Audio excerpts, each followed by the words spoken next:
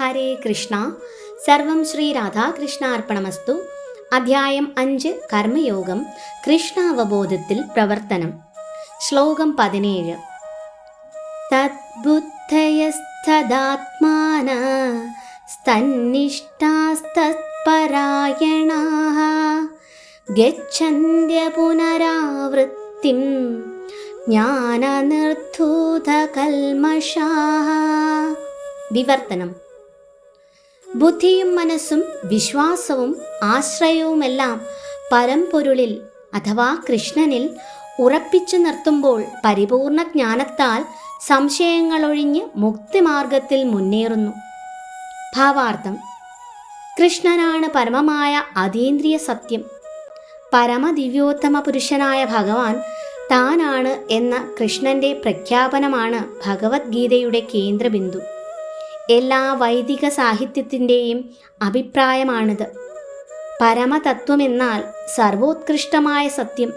അതിനെ തത്വദർശികൾ ബ്രഹ്മം, പരമാത്മാവ്, ഭഗവാൻ എന്നീ പേരുകളിൽ മനസ്സിലാക്കുന്നു.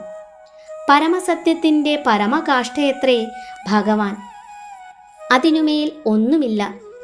മത്തഃ പരതരം നാന്യത് കിഞ്ചിദസ്തി ധനഞ്ജയ എന്നാണ് ഭഗവത് സൂക്തം.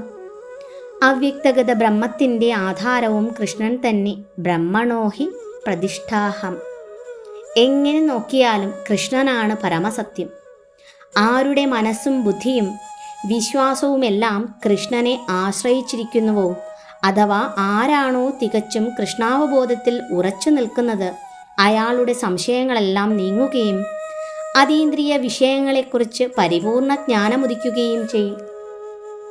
കൃഷ്ണാവബോധം സിദ്ധിച്ചാൽ കൃഷ്ണനിൽ ദ്വന്ദ്വഭാവം അഥവാ ഒരേ സമയത്തു തന്നെ ഭേദവും അഭേദവും ഉണ്ടെന്ന് സ്പഷ്ടമായി അറിയാൻ കഴിയും. അതീന്ദ്രിയമായ ഈ ജ്ഞാനത്തിൻ്റെ സഹായത്തോടെ മുക്തിമാർഗത്തിൽ മുന്നേറാനും കഴിയും. ശ്ലോകം 18. വിദ്യാവിനയസമ്പന്നേ ബ്രാഹ്മണേകവിഹസ്തിനി ശുനി ചൈവ ശോപാകേ ച പണ്ഡിതാഃ സമദർശിനഃ. വിവർത്തനം. അറിവും വിനയവുമുള്ള ബ്രാഹ്മണനെയും പശുവിനെയും ആനയെയും നായയെയും നായ്മാംസം ഭക്ഷിക്കുന്ന ചണ്ടാളനെയും സമദൃഷ്ടിയോടെയാണ് യഥാർത്ഥ ജ്ഞാനമുള്ളവരായ വിനയാന്വിതരായ പണ്ഡിതന്മാർ വീക്ഷിക്കുന്നത്. ഭാവാർത്ഥം: കൃഷ്ണാവബോധമുദിച്ചവർക്ക് വർഗവിവേചനമോ ജാതിഭേദമോ ഉണ്ടാവില്ല. സാമൂഹ്യ ദൃഷ്ട്യാ ബ്രാഹ്മണനും ചണ്ടാലനും വ്യത്യാസമുണ്ടാവാം. ജീവശാസ്ത്രപ്രകാരം നായയും പശുവും ആനയും ഭിന്നവർഗങ്ങളിൽപ്പെട്ടവയാകാം. പക്ഷേ പണ്ഡിതനായ ഒരു അതീന്ദ്രിയജ്ഞാനിയുടെ ദൃഷ്ടിയിൽ ശാരീരികമായ ഇത്തരം വ്യത്യാസങ്ങൾ നിരർത്ഥകമാണ്. ശ്രീ ഭഗവാൻ പരമാത്മാവെന്ന സമ്പൂർണാംശത്താൽ സർവ്വജീവജാലങ്ങളുടെയും ഹൃദയത്തിൽ കുടികൊള്ളുന്നുവെന്ന ബോധമുദിച്ചതുകൊണ്ടും ഭഗവാനുമായി അവർക്ക് ബന്ധമുള്ളതുകൊണ്ടുമാണ് അങ്ങനെ വരുന്നത്.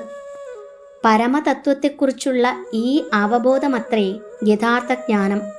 ഭിന്ന വർണ്ണങ്ങളിലും ജാതികളിലും പെടുന്ന വിവിധ ശരീരങ്ങളെ സംബന്ധിച്ചിടത്തോളം ഭഗവാൻ എല്ലാവരോടും കാരുണ്യം കാട്ടുകയാൽ എല്ലാ ജീവജാലങ്ങളോടും ചങ്ങാതി എന്ന പോലെ പെരുമാറുന്നു. അതേസമയം തന്നെ അവയുടെ ജീവിത പരിതസ്ഥിതികൾ പരിഗണിക്കാതെ പരമാത്മരൂപേണ നിലകൊള്ളുകയും ചെയ്യുന്നു.